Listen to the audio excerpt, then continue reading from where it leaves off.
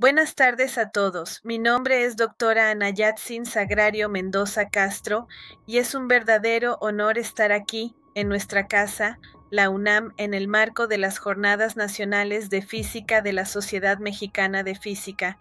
Hoy quiero invitarlos a un viaje que no nos llevará a galaxias lejanas, sino a nuestro propio vecindario cósmico, para explorar una de las preguntas más profundas y persistentes de la ciencia. ¿Estamos solos en el universo? Nuestra charla se titula Oasis Cósmicos, un recorrido físico por la habitabilidad del sistema solar. Juntos vamos a analizar las condiciones astrobiológicas de los planetas y lunas que nos rodean, no desde una perspectiva puramente biológica, sino a través de la lente de la física, la disciplina que dicta las reglas del juego cósmico. Para empezar, debemos definir nuestro campo de juego, la astrobiología. Lejos de ser ciencia ficción, la astrobiología es una disciplina científica rigurosa que estudia el origen, la evolución, la distribución y el futuro de la vida en el universo. Pero lo más importante es que no es una ciencia aislada, es una convergencia fundamental de campos que tradicionalmente trabajaban por separado: la astrofísica, la biología, la geología y la química. Se formalizó como un campo de estudio moderno con la fundación del Instituto de Astrobiología de la NASA en 1998, reconociendo que para buscar vida necesitamos un enfoque unificado. Es, en esencia, el reconocimiento de que las leyes de la física y la química que operan en la Tierra son las mismas en todo el cosmos. El motor de la astrobiología se puede resumir en tres preguntas canónicas. Primero, ¿cómo comienza y evoluciona la vida? Segundo, ¿existe vida más allá de la Tierra y cómo podemos detectarla? Y tercero, ¿cuál es el futuro de la vida aquí y en el universo? Hoy nos centraremos en esa segunda pregunta, acotada a nuestro sistema solar. Y aquí es donde ustedes, como físicos, juegan un papel central. La habitabilidad planetaria es, en su núcleo, un problema de física. La mecánica orbital y la física estelar determinan el flujo de energía que recibe un planeta, su input energético fundamental. La termodinámica y la física de fluidos dictan si un solvente como el agua puede permanecer líquido y cómo se transfiere el calor en una atmósfera o un océano. El electromagnetismo es la base de los campos magnéticos planetarios, esos escudos invisibles que protegen a las atmósferas de la erosión del viento solar. Y finalmente, la espectroscopía es nuestra herramienta para analizar la luz que atraviesa las atmósferas de otros mundos en busca de las huellas químicas de la vida, las llamadas biofirmas. La astrobiología, por tanto, no es solo un campo que usa la física, es un campo que la pone a prueba en los entornos más extremos que podamos imaginar. Basándonos en el único ejemplo que tenemos, la vida en la Tierra, hemos identificado tres requisitos fundamentales: un trípode sobre el que se asienta la vida basada en el carbono, un solvente líquido, es el medio para el transporte molecular y las reacciones bioquímicas. El agua es el candidato ideal por sus propiedades físicas únicas, pero no podemos descartar solventes exóticos como el metano o el etano líquidos que existen en Titán, una fuente de energía. La vida es un sistema que lucha contra la entropía y para ello necesita energía. La más obvia es la luz de una estrella, pero también puede ser energía química, extraída de reacciones redox o incluso energía geotérmica o de marea, generada por la fricción gravitacional. Química adecuada.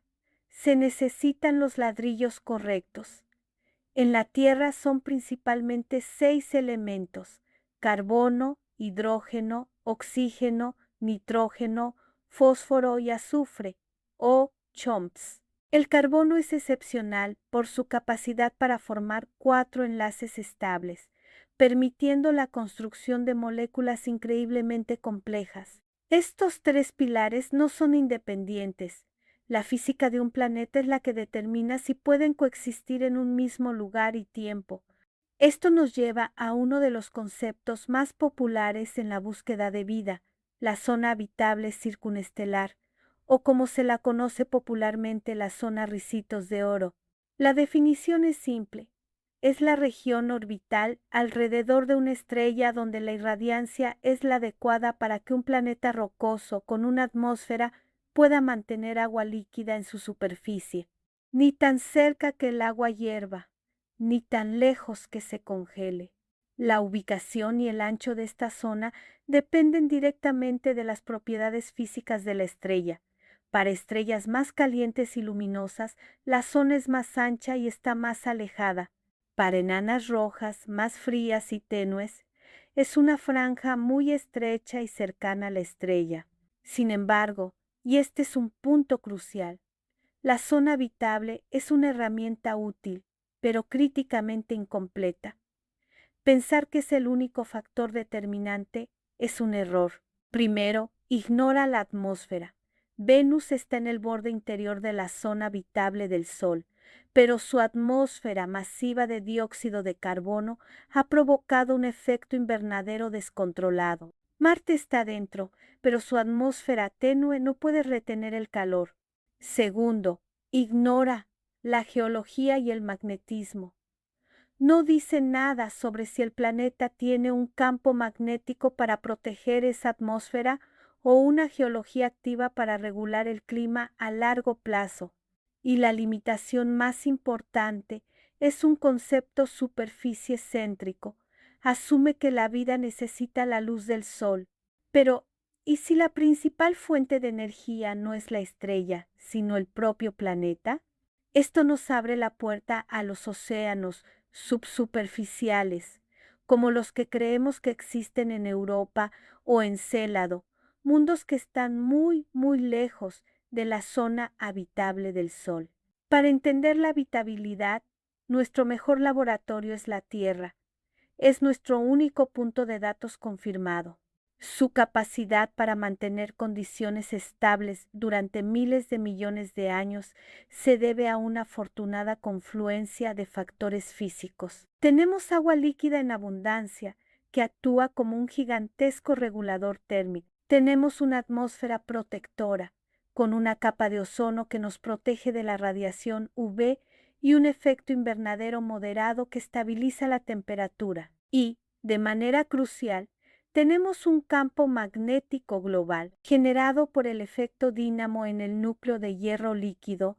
Este campo desvía el viento solar, una corriente de partículas cargadas que, de otro modo, habría barrido nuestra atmósfera al espacio, como probablemente le ocurrió a Marte. Pero hay un factor a menudo subestimado que es, quizás, el secreto de la longevidad de la vida en la Tierra: la tectónica de placas. La tectónica de placas funciona como un termostato planetario a través del ciclo del carbonato silicato. De forma simplificada, los volcanes liberan dióxido de carbono a la atmósfera, lo que calienta el planeta. Este calor acelera la meteorización de las rocas, un proceso que extrae dióxido de carbono de la atmósfera y lo fija en minerales. Estos minerales son arrastrados al océano y a través de la subducción de placas son devueltos al manto. Es un ciclo de retroalimentación negativa que ha mantenido el clima de la Tierra estable durante eones, a pesar de que el Sol es hoy un 30% más brillante que al inicio del sistema solar. Además, la tectónica actúa como una máquina de reciclaje de nutrientes, devolviendo a la superficie elementos esenciales como el fósforo, que de otro modo quedarían atrapados en el fondo del océano. Sin este motor geofísico, la Tierra podría ser hoy un mundo estéril. Ahora viajemos a Marte. La superficie marciana es un archivo geológico que nos cuenta la historia de un mundo que tuvo todos los ingredientes. La evidencia de un pasado cálido y húmedo es abrumadora. Redes de valles fluviales, deltas y minerales que solo se forman en presencia de agua, como las arcillas y los sulfatos. El rover Curiosity nos dio una de las pruebas más contundentes en el cráter Gale. descubrió un mineral llamado siderita, un carbonato de hierro. Para que se forme siderita en las cantidades detectadas, se necesita agua líquida interactuando con rocas en una atmósfera con una presión parcial de dióxido de carbono mucho mayor que la actual. Pero la historia de Marte es también la de un fracaso. A diferencia de la Tierra, su ciclo de carbono fue incompleto. Secuestró más dióxido de carbono en las rocas del que pudo liberar, su atmósfera se adelgazó, perdió su campo magnético y el planeta se congeló. Marte nos enseña que la habitabilidad puede ser un estado transitorio.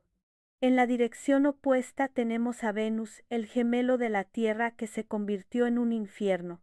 Su superficie, a 462 grados centígrados y 92 atmosferaosferas de presión, es el resultado de un efecto invernadero desbocado. Sin embargo, la astrobiología nos enseña a buscar en lugares inesperados. A unos 50 kilómetros de altitud en la atmósfera venusiana, las condiciones son sorprendentemente benignas. La presión es de 1 bar y la temperatura oscila entre 0 y 65 grados centígrados, un rango compatible con la vida microbiana terrestre. Esta hipótesis ganó notoriedad en 2020 con la controvertida detección de fosfina en esas nubes. En la Tierra, la fosfina está asociada abrumadoramente a la biología anaeróbica. La detección fue cuestionada y reanalizada, y el debate sigue abierto. Pero este episodio es un ejemplo perfecto de cómo funciona la ciencia, una afirmación extraordinaria que exige pruebas extraordinarias y que impulsa nuevas investigaciones. Ahora abandonamos la zona habitable clásica y nos adentramos en el reino de los gigantes gaseosos, donde encontramos los candidatos más emocionantes, las lunas heladas. Europa, una luna de Júpiter, tiene una superficie de hielo, pero la evidencia de un océano de agua líquida y salada debajo es muy sólida. La prueba más fuerte vino de la sonda Galileo, que detectó un campo magnético inducido. Este fenómeno se explica perfectamente si existe una capa conductora de electricidad bajo el hielo, como un océano de agua salada interactuando con el potente campo magnético de Júpiter. La energía que mantiene este océano líquido no es el Sol, sino el calentamiento por marea, la fricción generada por la gravedad de Júpiter. Y luego está Encélado, una pequeña luna de Saturno. En 2005, la misión Cassini hizo un descubrimiento espectacular: géiseres gigantes que emanan del Polo Sur, expulsando material del océano interior directamente al espacio. Cassini voló a través de estas plumas y las analizó. Encontró agua, sales, moléculas orgánicas complejas y, lo más importante, nanopartículas de sílice. En la Tierra, estas partículas se forman en fuentes hidrotermales, ecosistemas que sustentan vida sin necesidad de luz solar. Encélado no solo tiene un océano, sino que parece tener la química y la energía necesarias para la vida. Finalmente, llegamos al lugar más extraño de todos: Titán, la luna más grande de Saturno. Titán es único. Es la única luna con una atmósfera densa, compuesta en un 95% de nitrógeno, muy similar a la Tierra primitiva. Pero a su temperatura superficial de negativo 179 grados centígrados, el agua es una roca. El líquido que fluye en su superficie es metano. Titán tiene un ciclo meteorológico completo basado en metano, nubes de metano, lluvia de metano y ríos y mares de metano y etano líquidos. Su atmósfera es una fábrica de química prebiótica a escala planetaria. La radiación solar descompone el metano y el nitrógeno, que se recombinan para formar moléculas orgánicas cada vez más complejas, llamadas tolinas, que luego llueven sobre la superficie. Titán es un laboratorio natural para estudiar los pasos químicos que preceden a la vida. Titán nos obliga a hacer la pregunta más radical: ¿podría existir vida como no la conocemos? Dada la abundancia de metano líquido, se ha propuesto la hipótesis de una bioquímica que no use agua como solvente, sino metano. Esto parece ciencia ficción, pero la física y la química lo respaldan teóricamente. Para que la vida exista, necesita compartimentos como las membranas celulares. Un trabajo teórico ha demostrado que ciertas moléculas detectadas en la atmósfera de Titán podrían autoensamblarse en metano líquido para formar estructuras análogas a las membranas que han sido bautizadas como azotosomas. Serían flexibles y estables en las condiciones criogénicas de Titán. Titán nos desafía a expandir nuestra definición de vida y habitabilidad. Nos recuerda que la presencia de los ladrillos de la vida no garantiza una casa construida a nuestro estilo. Entonces, ¿qué sigue? La próxima década será revolucionaria, con 2 misiones emblemáticas. La misión Europa Clipper de la NASA, lanzada recientemente, no buscará vida directamente. Su objetivo es realizar un reconocimiento detallado de Europa a través de casi 50 sobrevuelos. Usará un radar de penetración de hielo para confirmar la existencia del océano, medir su profundidad y el grosor de la corteza y caracterizar la geología para evaluar si Europa es, en efecto, habitable. Y luego está Dragonfly, una de las misiones más audaces jamás concebidas. Es un dron del tamaño de un coche, propulsado por energía nuclear, que volará por la densa atmósfera de Titán. Aterrizará en múltiples lugares, separados por cientos de kilómetros, para analizar la química prebiótica de la superficie y buscar biofirmas, tanto las que conocemos como las que apenas podemos imaginar. Para concluir, nuestro recorrido nos ha mostrado que la habitabilidad no es un lugar, sino un espectro de posibilidades, un estado físico-químico complejo que emerge de la interacción de múltiples factores. Hemos visto un planeta que fue habitable y lo perdió, Marte, mundos con océanos internos energizados por mareas Europa y Encélado, y un mundo con una química exótica que podría albergar una forma de vida completamente diferente, Titán. Esta tabla resume la comparación. Vemos cómo cada mundo tiene una combinación única de solvente, fuente de energía y disponibilidad de química orgánica. La Tierra sigue siendo única en su equilibrio, pero las posibilidades en otros lugares son fascinantes y diversas. Entonces, ¿por qué buscamos? La búsqueda de vida en otros mundos es, en última instancia, un viaje para entendernos a nosotros mismos. Cada mundo estéril, cada océano oculto, nos enseña algo nuevo sobre la fragilidad y la resiliencia de la vida en la Tierra. Al estudiar los fracasos de habitabilidad en Marte y Venus y las posibilidades exóticas en las lunas de Júpiter y Saturno, aprendemos a valorar la increíble y compleja danza de factores físicos que han mantenido a nuestro planeta como un oasis durante miles de millones de años. Esta búsqueda no es solo para encontrar extraterrestres, es para comprender nuestro origen, nuestro lugar en el cosmos y el futuro de la vida misma. Agradezco sinceramente su atención. Dejaré a continuación la diapositiva con las referencias bibliográficas. Si desean formular alguna pregunta, comentario o sugerencia, con gusto los atenderé en la sección de comentarios.